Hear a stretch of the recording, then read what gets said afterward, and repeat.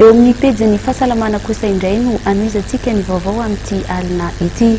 Raha tamin'ny 20 taona lasa ny olona efa manambady ara-dalàna sy manan-janaka 4 ihany no afaka nanao ny fandrindrana ny fianam-pianakaviana, ankehitriny na ireo tanora mbola tsy miditra amin'izay sehatry ny fanambadiana izay ary dia efa afaka miditra amin'izay sehatry ny fandrindrana fianam-pianakaviana izay.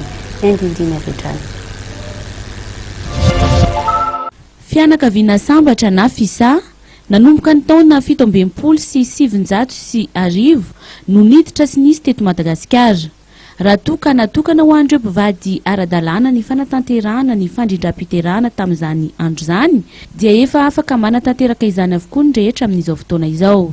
Ny fianakaviana sambatra moa na Fisa zany dia fikambanana anankiray tsy mitady tombontsoa ara-bola, tsy manavaka ara-ponona, tsy miditra amin'ny resaka politika, karakara ny fahasalaman'ny vehivavy, ny tanora ary indrindra ihany koa ny olona.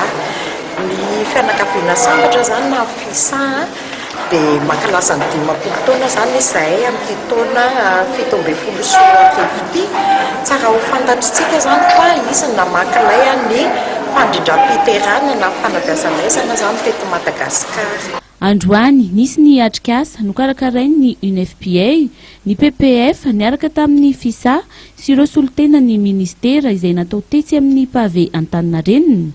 Atrikasa entina iresahana sy itadiavam-baolana ireo tolotra omena ny tanora momba ny fahasalamana sy ny fananahana. Fisa dia misahana resaka fahasalaman'ny tanora. Dia rehefa resaka an'izay zahay dia natsapa fa tokony hodiniana aloha zany amin'izao fotoana izao hoe aiza ho aiza ireo tolotra nomena an'ireo tanora mikasika ny fahasalamana.